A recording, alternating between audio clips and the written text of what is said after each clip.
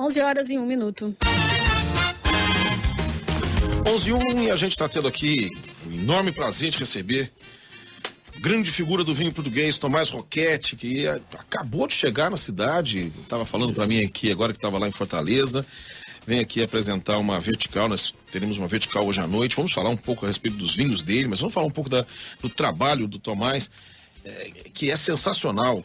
Tem alguns vinhos do Tomás que são reputados como estão entre os melhores vinhos de Portugal, sem dúvida nenhuma. Alguns deles são realmente espetaculares. Bom dia, Tomás, tudo bem? Bom dia, Cacá, bom dia a todos e antes de mais, muito obrigado por essa oportunidade.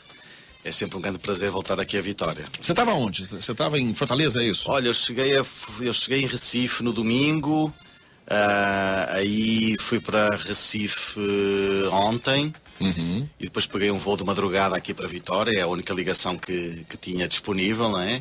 Mas incrível, o aeroporto completamente lotado, mas tudo organizado, tudo correu, tudo deu certo. Deu uma Aí cheguei hoje de descansatadinha. manhã cedinho, agora estou aqui, depois amanhã vou para Salvador, depois no dia seguinte para o Rio de Janeiro, depois para São Paulo, depois para Belo Horizonte, depois volto para São Paulo, depois volto para Portugal. Tudo assim muito corrido rápido. sempre. Agora, tudo rápido. Agora, o fato de você ir a todas essas cidades é uma demonstração, um exemplo do sucesso dos vinhos que são produzidos por vocês, né?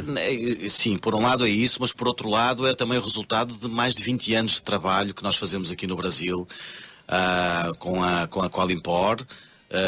E aqui mais propriamente em Vitória com o Léo, que é um amigo já de longa data. Eu tenho eu digo isso muitas vezes, é que mais do que os negócios hoje em dia, eu fiz aqui grandes amigos no Brasil, porque de tantas vezes que eu venho 2, 3 vezes por ano, já há mais de 20 anos. Inclusive nós chegamos a viver no Brasil, a seguir à Revolução dos Escravos, a minha família e mais alguns dos irmãos do meu pai viemos aqui para o Brasil, então Você morou a ligação, onde? moramos no Rio. No Rio, né? foram uns anos fantásticos. Eu era muito moleque nessa altura. Mas... Deixa eu só entender, você veio para cá logo depois da Revolução? Logo depois da Revolução.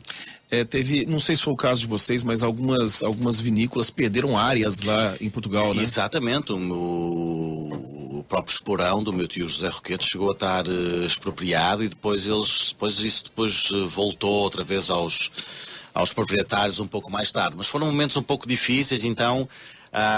essa vinda para cá foi uma das alternativas que nós tínhamos e muitos portugueses fizeram isso e é uma coisa que a gente nunca esquece. Foi a maneira incrível como os brasileiros nos receberam e eu espero que hoje possa ser de certa forma recíproco também para lá. Porque tem muita gente indo para lá. Muita gente, agora tem muita gente indo para lá.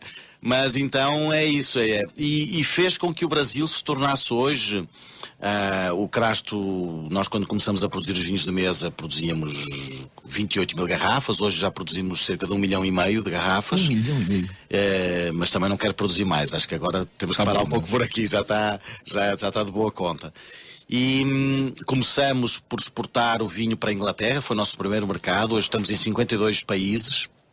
Mas é com muito orgulho que eu digo que desde 2010 o Brasil passou a ser o nosso maior mercado de exportação. Ótimo. Então o Crasto é de todo o setor do Douro, de todos os produtores do Douro que exportam para o Brasil. Nós somos o número 1 em vendas aqui em valor para o mercado brasileiro. Então hoje é um mercado muito importante aqui para a empresa. Eu apresentei o Tomás Roquette, não apresentei...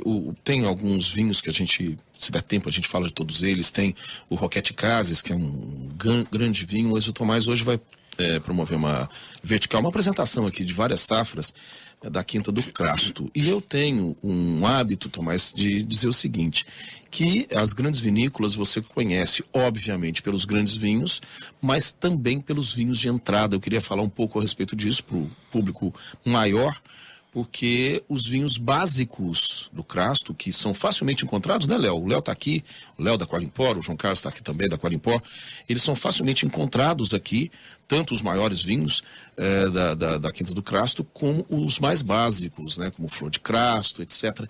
Eu queria que você falasse para o público, quanto que está um Flor de Crasto primeiro, Léo? Só falar... Pois é... Vou falar a respeito desse vinho, que eu acho que é uma maneira de as pessoas terem acesso a um vinho que é de grande qualidade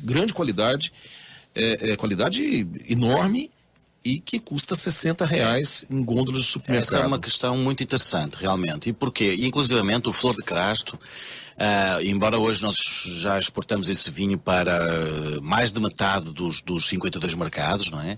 Mas esse projeto começou no Brasil, justamente no Brasil. Exatamente. Porquê? Porque nessa época, já foi há uns 10 anos, talvez, nós identificamos aqui que era muito importante para a divulgação e para a implementação da marca num país, num mercado tão grande como o Brasil, onde você tem uma faixa, e continua tendo todos os anos uma faixa enorme de novos consumidores que não entendem muito de vinho, mas que começam a gostar muito do vinho, querem ter uma primeira experiência e muito dificilmente vão começar por um vinho médio ou um vinho caro, quer dizer, isso não vai acontecer. Então, nós achávamos que era fundamental ter um vinho que permitisse esse contacto ou que tivesse essa acessibilidade em termos de preço para quem se está iniciando e para quem está começando no mundo do vinho, ou então para aqueles que já são bebedores frequentes, mas que querem também ter no seu dia-a-dia um vinho mais acessível e então nasceu esse projeto do Flor de Crasto, que é um vinho feito na Quinta do Crasto. Aliás, nós produzimos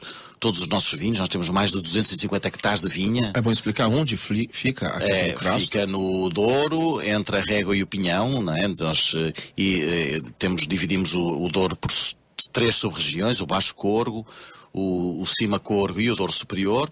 A Quinta do Crasto está no Cima Corgo e nós temos uma outra quinta que desenvolvemos com mais 114 hectares de vinha no Douro Superior também.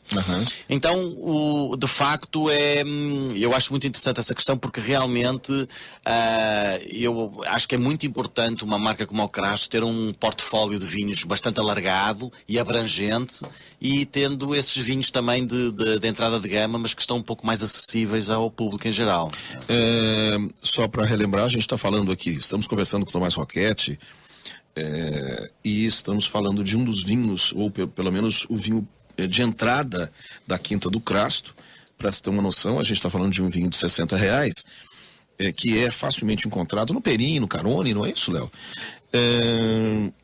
E para se ter uma noção do tamanho da linha da Quinta do Crasto, o Vinhas Velhas, e tem... Qual foi aquele outro? Teve o top do Quinta do Crasto? Maria Tereza. Maria Tereza, a última vez que eu tomei Maria Tereza aqui, foi no Canto do Vinho, ele estava sendo vendido pela bagatela de R$1.600. Então foi ótimo. Você que bebeu, pagou menos do que eu pago hoje na empresa. Maria Tereza realmente é um grande vinho, é um ícone.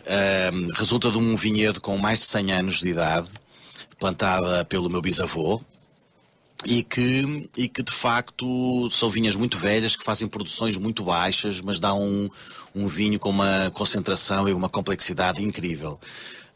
E de facto é um vinho que nós não conseguimos produzir engarrafar todos os anos. Só se atingir uma qualidade excepcional é que nós engarrafamos o vinho Maria Tereza e o vinho da Ponte, são os nossos 2 topos de gama. Mas são vinhos que pelo seu custo de produção, por um lado, pelas barricas que nós aplicamos ou permitimos que esse vinho faça o estágio, são barricas com algumas delas produzidas 250 barricas para o mundo inteiro e nós compramos algumas delas muito caras. Por isso é que se torna um vinho muito raro e um vinho, um pouco mais caro. Não é? Eu acho que continua a ter um custo-benefício sempre muito interessante, porque eu tenho provado grandes vinhos de todas as partes do mundo e quando bebo um grande vinho que custa muito mais do que o Maria Tereza, eu acho que não necessariamente é um vinho melhor que o Maria Tereza. Portanto, eu acho que o Maria Tereza continua barato ainda para quem pode pagar esse valor. Mas infelizmente os vinhos aqui no Brasil é o único, realmente para mim a única parte que me deixa um pouco mais triste no meio disso tudo é a carga fiscal, a carga tributária que vem em cima destes produtos. Também o câmbio muitas vezes não ajuda, mas faz com que o brasileiro infelizmente pague no mínimo 3 vezes mais do que pagaria na Europa, por exemplo, não é? Então, e estamos a falar num país que tem um consumo per capita que eu acho que nem chega aos 2 litros. Então, eu tenho muita esperança que isto um pouco que isto no futuro se equilibre um pouco, e é o que eu falo, quer dizer, se o consumo per capita passar de 2 para 4, eu vou duplicar as minhas vendas aqui no Brasil, mas acima de tudo vão ter muito mais brasileiros bebendo o meu vinho, que eu acho que é ótimo, não é? Não esquecer que o consumo per capita mais alto do mundo é em Portugal, não é? 56 litros, penso eu. Caramba, hein? É verdade, temos muito orgulho nisso. Por isso que vocês têm mais resistência do que a gente quando vai para a degustação. Aliás, eu comecei o café da manhã, tomei já meia garrafa de vinho. Mas eu só citei o vinho topo de gama, o top da vinícola, para dizer o seguinte: óbvio que proporcionalmente, né, guardadas todas as proporções, mas a qualidade que você vai encontrar num vinho como esse, você encontra, repito, guardadas todas as proporções em vinhos como o Flor de Crasto, o Crasto, que são vinhos bem mais baratos, vinhos como o Flor de Crasto, por exemplo, que custa R$60, eu gosto muito de salientar isso, porque as pessoas perguntam muito aqui, quanto é que custa, onde é que eu acho? Claro. Então é um vinho que custa R$60, facilmente encontrado aí nos supermercados, lojas de vinho, e que tem uma qualidade, é um vinho muito Mas muito isso, gostoso. eu estou 100% de acordo com isso. Aliás, para mim o maior, se você me perguntar, na minha opinião, qual é o grande desafio para quem produz vinho, como é o nosso caso, eu acho que há vários, mas para mim o grande desafio é a consistência na qualidade, todos os anos, e realmente apresentar uma gama de produtos equilibrada, mas que tenha uma relação custo-benefício sempre segura.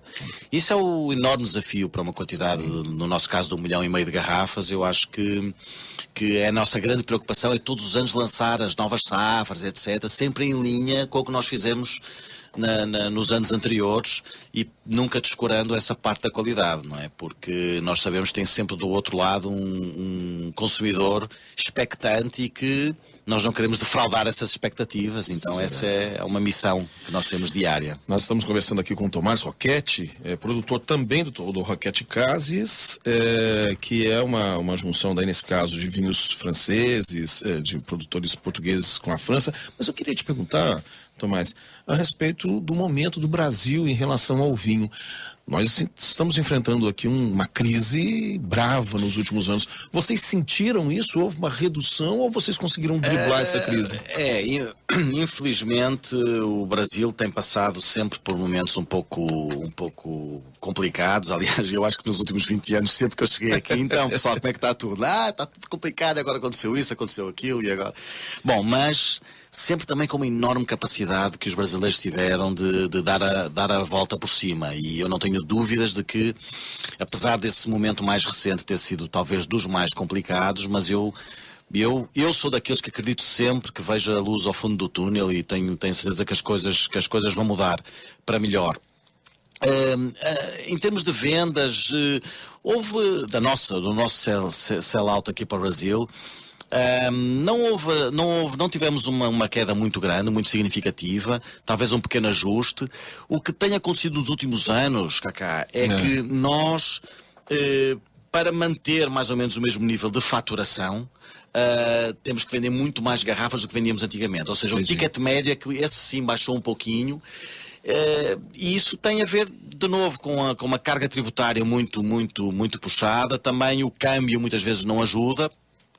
Mas eu tenho francamente esperança que as coisas vão melhorar. Aliás, eu já estou a sentir alguns sinais. Eu acho que 2019 vai ser um ano de maior consumo, de mais relaxamento por parte do consumidor no seu dia-a-dia. Se calhar vai ter coragem para gastar um pouquinho mais e beber uma garrafa de vinho, porque isso é o que tem melhor na vida, não é? Uma boa companhia, uma boa garrafa de vinho Então, mais para a gente encerrar, a gente está na fase finalzinha do nosso programa aqui já, queria te perguntar se tem alguma novidade por parte da Quinta do Crasto, como é que vocês estão... Nós fizemos um vinho rosé, mais recentemente, porque não queríamos introduzir mais um vinho tinto ou mais um vinho branco, mas olhamos para o nosso portfólio e pensamos, bom, se um consumidor for num restaurante e quiser beber um vinho rosé, não vai beber do Crasto porque não tem, não é? Então fizemos um rosé que é um vinho muito interessante. Ele já está aqui no mercado? Já está no mercado. Qual o preço médio dele?